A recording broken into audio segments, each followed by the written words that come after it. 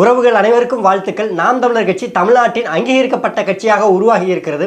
இந்த வார்த்தையும் இந்த மகிழ்ச்சியும் வெளிப்படுத்தும் பொழுது நம்மை அறியாமையே நமக்குள்ள அவ்வளவு ஒரு ஆனந்தம் வந்திருக்குது. காரணம், இத்தனை ஆண்டுகால உழைப்பிற்கு கிடைத்த ஒரு மாபெரும் அங்கீகாரமாகத்தான் இந்த நாம் தமிழர் கட்சியோட அங்கீகாரத்தை நம்மளால் பார்க்க முடியுது. தமிழ்நாட்டு அரசியல் வரலாற்றில் தமிழ் தேசியம் பேசக்கூடிய ஒரு இயக்கம் இன்னைக்கு அரசியல் கட்சியாக அங்கீகரிக்கப்பட்ட கட்சியாக மாறி இருக்கிறது என்றால் இங்கு திராவிட கோட்பாடுகள் அழிந்து கொண்டிருக்கிறது என்பது இதன் மூலியமாக நமக்கு தெரிய வருது. 40 தொகுதியிலும் வென்றுவிட்டோம் என்று கொக்கரித்து கொண்டிருக்கக்கூடிய இந்த திராவிட அரசியல் திருவாளர்களுக்கு மாற்றாக தமிழ் தேசிய அரசியல் அங்கீகரிக்கப்பட்ட கட்சியாக வளர்ந்து விட்டதா என்கிற அச்சத்தையும் கூடுதலாக கொடுத்திருக்கிறது என்பது இன்னைக்கு காலம் வரலாற்று இன்னைக்கு அழிவை எழுதி கொண்டிருக்கிறது என்பதுதான் மறுக்க முடியாத உண்மை. அதாவது நாம் தமிழர் கட்சி என்பது தனித்து களமாடி 8.15% வாக்குகளை பெற்று கிட்டத்தட்ட 35,47,000 வாக்குகளை பெற்று இந்திய தேர்தல் ஆணையத்தால் அங்கீகரிக்கப்பட்டு நாம் தமிழர் கட்சி இனி ரெகக்னைஸ்டு பார்ட்டியாக வேலை செய்ய காத்திருக்கிறது. இதனால் வரைக்கும் நாம் தமிழர் கட்சி பதிவு செய்யப்பட்ட கட்சியாக இருந்தது. நாம் தமிழர் கட்சிக்கு அதன் மூலியமாக சில சிக்கல்கள், இடையூறுகள் ஒவ்வொரு தேர்தலின் போதும் வந்து கொண்டிருந்தது. இனி வரக்கூடிய காலத்தில் நாம் தமிழர் கட்சி அங்கீகரிக்கப்பட்ட கட்சியின் இருப்பதனால இதுவரை நாம் தமிழர் கட்சி சந்தித்தல் அடக்குமுறை, நெருக்கடி, இதில் எல்லாம் தப்பித்து கொண்டு மீண்டும் ஒரு புத்துணர்ச்சியோடு களமாடுவதற்கு நாம் தமிழர் கட்சிக்கு ஒரு வாய்ப்பாக இந்த அங்கீகரிக்கப்பட்ட கட்சி என்கிற அடையாளம் இனி தரும் என்று நம்ம நம்புவோம். ஆனால் நாம் தமிழர் கட்சியை எதிர்க்கக்கூடியவர்கள், அதை விரும்பாமல் அதை அடக்குமுறைக்கு ஆளாக்கக்கூடியவர்கள் தொடர்ந்து அதை செய்து கொண்டு தான் இருப்பார்கள். நம்ம பிரபாகரனின் பிள்ளைகள் அதில் எதிர்த்து களமாடி கொண்டு தான் இருப்போம் என்பதில் எந்த ஒரு மாற்று கருத்தும் கிடையாது. முதல்ல நாம் தமிழர் கட்சி இந்த 8.15% வாக்குகளை எப்படி கடந்து வந்திருக்கிறது, இந்த காலங்கள் எப்படி நாம் தமிழர் கட்சிக்கு கடினமான காலங்களாக இருந்திருக்கிறதா இல்லை எளிமையான காலங்களாக இருந்திருக்கிறதா என்று பார்த்தால், முதல்ல 2010 இலக்கு ஒன்றுதான் இனத்தின் விடுதலை என்று தொடங்கப்பட்ட நாம் தமிழர் கட்சி 2016ஆம் ஆண்டு முதல் முறையாக சட்டமன்ற தேர்தலில் போட்டியிடுது. அந்த 2016 சட்டமன்ற தேர்தலில் நாம் தமிழர் கட்சிக்கு மெழுகுவர்த்தி என்கிற சின்னம் கொடுக்கப்படுது, இரட்டை மெழுகுவர்த்தி. நாம் தமிழர் கட்சிக்கு பொதுவாக இதுவரை கொடுத்திருக்கக்கூடிய ஒவ்வொரு சின்னமுமே சரி, ஒரு உணர்வுபூர்வமாக ஒரு அடையாளப்படுத்தக்கூடிய நாம் தமிழர் கட்சியோட சித்தாந்தத்திற்கு ஏற்றவாறு ஒரு சின்னம் தான் காலம் நமக்கு கையெழுத்து இருக்கிறது. எத்தனையோ கட்சிகளுக்கு சின்னம் இருக்கிறது.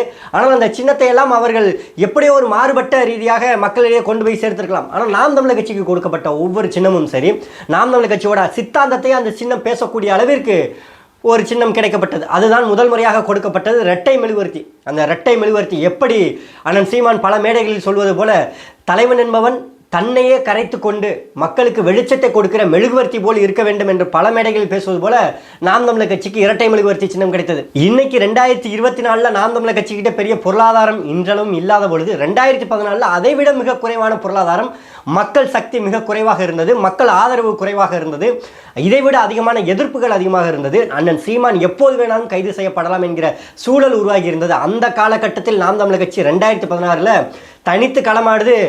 நாம் இரட்டை மெழுகுவர்த்தி சின்னத்தில், அந்த சின்னத்தின் மூலியமாக போட்டியிட்டு 1.1% வாக்குகளை பெற்று நாம் தமிழர் கட்சி இனி வரக்கூடிய தேர்தலில் காணாமல் போய்விடும். சீமானவருடைய பேச்சுக்கள் அத்தனையும் இனி மக்கள் விரும்ப மாட்டார்கள். நாம் தமிழர் கட்சி, தமிழ் தேசியம் என்பது இந்த 2016 சட்டமன்ற தேர்தலோடு அடியோடு ஓடிவிடும் என்று பலரும் கனவு கண்டாங்க.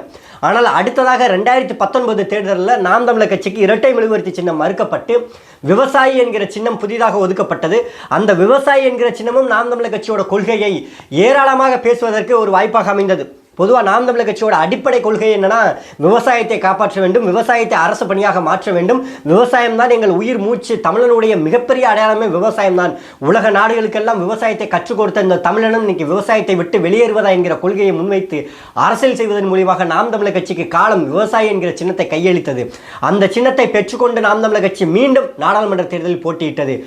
சட்டமன்ற தேர்தலில் தமிழ்நாட்டு அரசியலை பேசிய நாம் தமிழர் கட்சிக்கு 1.1% வாக்கு செலுத்திய மக்கள் பாராளுமன்ற தேர்தலில் பிரதமர் வேட்பாளர் இல்லாமல் நாம் தமிழர் கட்சிக்கு 3.7% வாக்குகளை செலுத்தி ஒட்டுமொத்த தமிழ்நாட்டு அரசியலுமே திருப்பி போட்டது 2019 தேர்தல். சின்னம் ஒரு பக்கம் மாற்றி கொடுக்கப்பட்டாச்சு, பிரதமர் வேட்பாளர் கிடையாது. தமிழ் தேசிய அரசியலில் பேசிய ஒரு கட்சிக்கு நாடாளுமன்ற தேர்தலில் மக்கள் செல்வாக்கு அதிகரிக்கிறதா என்கிற கேள்வி பலருக்கு மேலே ஆரம்பித்தது. அதனைத் தொடர்ந்து 2021 சட்டமன்ற தேர்தலில் மீண்டும் விவசாய சின்னம் நாம் தமிழர் கட்சிக்கு ஒதுக்கப்படுகிறது. சட்டமன்ற தேர்தலில் 234 தொகுதிகளிலும் நாம் தமிழர் கட்சி தனித்து களமாடுகிறது. ஆணும் பெண்ணும் சமம் என்கிற பாலின சமத்துவ அடிப்படையில் வேட்பாளர் ஒதுக்கப்பட்டு நாம் தமிழர் கட்சி களமாடுகிறது. அந்த களமாடுதலில் நாம் தமிழர் கட்சி 6.7% வாக்குகளை பெற்று கிட்டத்தட்ட 7% வாக்குகளை பெற்று மீண்டும் ஒரு அரசியல் அடுத்த பாய்ச்சலில் நாம் தமிழர் கட்சி களமாடியது.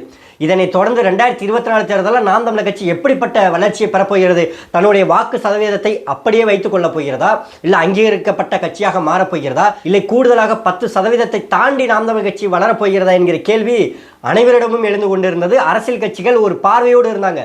அதற்கிடையில தான் நாம் தமிழர் கட்சி 2024 தேர்தலில் 8.15% வாக்குகளை பெற்று கடந்த 6.7 8.1% வாக்குகளை பெற்று 35,47,000 வாக்குகளை பெற்று நாம் தமிழர் கட்சி தமிழ்நாட்டின் அங்கீகரிக்கப்பட்ட கட்சியாக உருவாகி இருக்கிறது. நாம் தமிழர் கட்சி இதுவரை கடந்து வந்த பாதைகளில் எண்ணற்ற இடையூறுகள், எத்தனையோ இழப்பீடுகள், ஒரு கட்சி பொருளாதாரம் இல்லாமல், ஊடக வெளிச்சம் இல்லாமல், புகழ் வெளிச்சம் இல்லாமல், தமிழ்நாட்டில் ஒரு கட்சி தனித்து இயங்கி தனித்து களமாடி ஓட்டுக்கு பணம் கொடுக்காமல் இன்னைக்கு பெரிய ஒரு கட்சியாக உருவாகிவிடும் என்றால் அது நாம் தமிழர் கட்சியால் மட்டும்தான் முடியும் என்பதை இன்னைக்கு நிரூபணம் செய்து காட்டியிருக்குது. மாவீரன் சுபாஷ் சந்திரபோஸ் சொல்வது போல, உன்னை ஒருவராலும் தோற்கடிக்க முடியாது, உன் நம்பிக்கையில் நீ தோற்கிற வரை என்பது தான் இன்னைக்கு நாம் தமிழர் கட்சிக்கு மிக பொருத்தமாக இருக்கிறது. நாம் தமிழர் கட்சி எந்த இடத்திலுமே தன்னை குறைத்து மதிப்பிட்டது கிடையாது. நாம் தமிழர் கட்சி எந்த இடத்திலுமே தன் தோல்வியை குறைத்து மதிப்பிட்டது கிடையாது. நாம் தமிழர் கட்சி எந்த இடத்திலையும் மக்கள் அரசியல் செய்வதில் சோர்வடைந்தது கிடையாது. நாம் தமிழர் கட்சி எந்த இடத்திலையும் தனித்து களமாடுவதை கொண்டு அச்சம் கண்டது கிடையாது. நாம் தமிழர் கட்சி எந்த இடத்திலையும் தனக்கு வரக்கூடிய இடையூறுகளை கண்டு பின்னடைந்ததும் கிடையாது. நாம் தமிழர் கட்சி தொடர்ந்து போராடியது தலைவர் பிரபாகரன் வழியில், தலைவர் பிரபாகரனின் லட்சியத்தில் இலக்கு ஒன்றுதான் இனத்தின் விடுதலை என்று போராடிய நாம் தமிழர் கட்சி இன்னைக்கு தமிழ்நாட்டின் அங்கீகரிக்கப்பட்ட கட்சியாக மாறி இருக்கிறது என்கிற செய்தியை நம் செவிகளில் நாம் கேட்கும் பொழுது இதைவிட ஒரு ஆனந்தம், இதுவரை ஒரு பெருமிதம் இனி தமிழர்களுக்கு உண்டா என்று கேட்கக்கூடிய வகையில் உலகத் தமிழர்கள் அனைவரும் கொண்டாடி தீர்த்திருக்கிறார்கள் நாம் தமிழர் கட்சியோட வெற்றியை. 25 வருடங்களுக்கு பிறகு தமிழ்நாட்டில் ஒரு கட்சி அங்கீகரிக்கப்பட்ட கட்சியாக மாறி இருக்கிறது என்றால் தமிழ்நாட்டில் மாற்றத்திற்கான அவசியம் இங்கு இருக்கிறது என்கிற அரசியலை இன்று உணர்த்தி இருக்கிறது. பல கட்சிகளை போல கோடிகளை கொட்டி பல சமுதாய கட்சிகளை இணைத்து கொண்டு பல நட்சத்திர வேட்பாளர்களை வைத்துக்கொண்டு இன்னைக்கு பெரிய வாக்கு சதவீதத்தை நாங்கள் எட்டிவிட்டோம் என்று சொல்லி புரோடாக்கள் விட்டு கொண்டு இருக்கக்கூடிய பல சங்கிகளுக்கு இடையில் நாம் தமிழர் கட்சி தனித்து களமாடி இவ்வளவு பெரிய வெற்றியை தொட்டு இருப்பது உண்மையிலே கொண்டாடக்கூடிய வெற்றி தான். அது தமிழர்களுக்கான வெற்றி தான். 25 ஆண்டுகளுக்கு பிறகு தேமுதிக என்கிற ஒரு கட்சி திராவிட அரசியலை முன்னிறுத்தி ஐயா விஜயகாந்த் அவர்களால் உருவாக்கி அங்கீகரிக்கப்பட்ட கட்சியாக உருவானது. ஐயா விஜயகாந்த் அவர்கள் புகழ்பெற்ற நடிகர். தமிழ்நாட்டில் எந்த மூலை முடுக்கு சென்றாலும் விஜயகாந்த் என்கிற பெயர் இன்றளவும் அனைத்து மக்களாலும் அறியப்பட்ட நபராக இருக்கிறார். அவருக்கு புகழ் வெளிச்சம் என்பது தேவை கிடையாது, ஊடக வெளிச்சம் என்பது தேவை கிடையாது. அவருடைய கட்சியும் அவருடைய தொண்டர்களும் தாராளமாக அவரை நம்பி அவரை பின்தொடர்ந்து அவரை அங்கீகரிக்க தயாராவாங்க. ஆனால் நாம் தமிழர் கட்சி அண்ணன் சீமான் அவர்கள் ஒரு சாதாரண ஒரு இயக்குனர், ஒரு கிராமத்தில், ஒரு குக் கிராமத்தில் பிறந்த அண்ணன் சீமான் அவர்கள் ஒரு எளிய மகன். பொருளாதார பின்னணி கிடையாது, ஊடக பின்னணி கிடையாது, அரசியல் பின்னணி கிடையாது, பெரிய ஒரு சக்தியாக கிடையாது. அதிகமான அடக்குமுறைகள், எப்போது வேண்டாலும் சிறை செல்லலாம், எப்போது வேண்டாலும் கட்சி கலைக்கப்படலாம், மிக ஆபத்தான உலக நாடுகளே தடை செய்யப்பட்ட ஒரு இயக்கத்தை ஆதரித்து கொண்டு இன்னைக்கு தமிழ் தேசிய அரசியலில் அவன்தான் என்னுடைய தலைவன், அதுதான் என்னுடைய லட்சியம் என்று உருவாகி கொண்டிருக்கக்கூடிய நாம் தமிழர் கட்சி இன்னைக்கு பல லட்சக்கணக்கான மக்கள் அங்கீகரித்து வாக்கு செலுத்தி, நேற்று கூட ஒரு செய்தி படிக்க முடிந்தது, நீங்கள் பெருமிதம் கொள்ளுங்கள், நீங்கள் அங்கீகரிக்கப்பட்ட கட்சிக்கு வாக்களிக்கவில்லை, ஒரு கட்சியை வாக்களித்து அங்கீகரிக்கப்பட்ட கட்சியாக மாற்றி இருக்கிறீர்கள் என்கிற உன்னதமான ஒரு நோக்கம் உங்களிடம் இருந்திருக்கிறது என்று பெருமிதம் கொள்ளுங்கள் என்று ஒரு செய்தி படிக்க முடிந்தது. இதையெல்லாம் பார்க்கும் பொழுது நாம் தமிழர் கட்சிக்கு மட்டும்தான் இந்த வாய்ப்புகள் கிடைக்கின்றது. அரை நூற்றாண்டு காலத்திற்கு மேலாக திராவிட அரசியல் இந்த மண்ணில் கோலோச்சி இருக்கக்கூடிய இந்த காலத்தில் தமிழ் தேசியம் பேசக்கூடிய ஒரு அரசியல் இன்னைக்கு நாம் தமிழர் கட்சி அங்கீகரிக்கப்பட்ட கட்சியாக மாறக்கூடிய சூழலில் ஒரு வாய்ப்பை உருவாக்கி இருக்கிறது என்றால் தமிழ்நாடு தமிழ் தேசியம் என்பது உறுதியாக வெல்லும் என்பதில் எந்த ஒரு மாற்று கருத்தும் கிடையாது. சரியாக 2021 ஈரோடு கிழக்கு தேர்தல் நினைக்கிறேன். அந்த தேர்தலில் காங்கிரஸ் கட்சி வெற்றி அடைந்து விட்டது. அன்றைய வேட்பாளராக இருந்து வெற்றி அடைந்த EVKS இளங்கோவன் அவர்களிடம் கேள்வி கேட்குறாங்க, இந்த தொகுதியில் நாம் தமிழர் கட்சி 10,000 வாக்குகள் வாங்கி இருக்கிறது என்று. அப்போ அவர் சொன்ன வார்த்தை, நாம் தமிழர் கட்சி, அந்த நாம் தமிழர் கட்சிங்கிறது சீபா ஆதித்தனார் கண்டுபிடிச்ச கட்சி, அந்த கட்சி இப்போ இருக்குதுங்கிறதே எனக்கு தெரியாது, அப்படி ஒரு கட்சி இருக்குதா அப்படின்னு சொல்லி கேட்டார். அன்று சீபா ஆதித்தனார் தொடங்கிய கட்சி அன்று அங்கீகாரம் பெற முடியாமல், அன்று திராவிட கட்சிகளை, திராவிட பூதங்களை எதிர்த்து போராட முடியாமல் அடுத்து வரக்கூடிய தலைமுறையினர் போராடுவார்கள் என்று நம்பிக்கையோடு விட்டு சென்ற எம்மின முன்னோர்களின் நம்பிக்கையை அப்படியே கைப்பற்றி கொண்டு நாம் தமிழர் கட்சி களமாடி தொடர்ச்சியாக 15 வருடமாக களமாடி என்று அங்கீகரிக்கப்பட்ட கட்சியாக மாற்றி காமித்து இருக்கிறார்கள் என்றால் நாம் தமிழர் கட்சி தமிழர்களுக்கான கட்சி.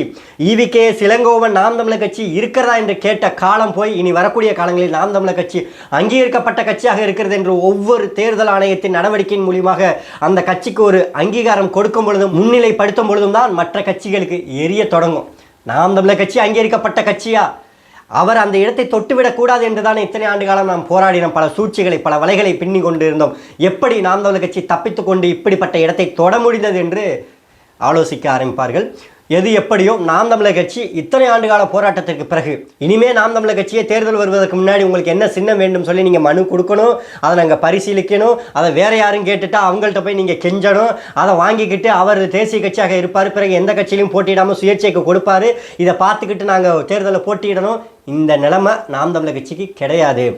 ஏன்னா நாம் தமிழர் கட்சிக்கு சின்னத்தை மட்டும்தான் வைத்து அவர்களை வீழ்த்தி விடலாம் என்று நினைத்தவர்களுக்கு தான் கடந்த 17 நாட்களில் சொல்லப்போனால் கிட்டத்தட்ட 18 நாட்கள் தான். அந்த 18 நாட்களில் பொருளாதார பின்னணி இல்லாமல் ஒரு கட்சி அந்த சின்னத்தை எடுத்துக்கொண்டு பாமர மக்களிடம் உண்மையை சொல்லப்போனால் தமிழ்நாட்டோட முதலமைச்சர் யாருன்னு தெரியாத மக்கள்கிட்ட, தமிழ்நாட்டோடைய எதிர்க்கட்சி தலைவர் யாருன்னு தெரியாத மக்கள்கிட்ட, எம்ஜிஆர் இறந்து விட்டார், ஜெயலலிதா இறந்து விட்டார், கருணாநிதி அவர்கள் இறந்து விட்டார், தமிழ்நாட்டு இந்தியாவுடைய பிரதமர் யார் என்று தெரியாத மக்கள்கிட்ட நாம் தமிழர் கட்சி என்கிற ஒரு கட்சி இருக்கிறது, அந்த கட்சிக்கு மைக் என்கிற சின்னம் கொடுத்திருக்கிறது, அந்த கட்சி தமிழ் தேசியம் பேசுகிறது, மாற்று அரசியல் பேசுகிறது, இந்த தொகுதியில் நீங்கள் மாற்றத்தை விரும்பினால் நாம் தமிழர் கட்சிக்கு வாக்கு செலுத்துங்கள் என்கிற கோரிக்கையை முன்வைக்கும் பொழுதும், வாதத்தை முன்வைக்கும் பொழுதும் அதை நம்பி அந்த மக்கள் வாக்களித்து 35 லட்சத்திற்கு மேல் நாம் தமிழர் கட்சி வாக்கு கொடுத்து இருக்கிறார்கள் அல்லவா? அதுதான் உண்மையான மாற்றம். மாற்றம் என்பது சொல்லல்ல செயல். மாற்றம் என்கிற சொல்லை தவிர மற்ற அனைத்து மாறிவிடும் என்கிற சொல்லுக்கு ஏற்ற வகையில் செயலை கொடுத்த நாம் தமிழர் கட்சியினர் இன்று அங்கீகரிக்கப்பட்ட கட்சியாக மாறி இருக்கிறார்கள் என்றால் அதுதான் புரட்சி. புரட்சி எப்போதும் வெல்லும், அதை நாளை எமது வெற்றி சொல்லும் என்ற அண்ணன் சீமானவர்கள் ஒவ்வொரு மேடையிலும் சொல்லக்கூடிய வார்த்தை தான் இன்று திராவிடத்திற்கும் ஆரியத்திற்கும் அச்சம் கொடுக்கக்கூடிய ஆயுதமாக மாறி இருக்குது.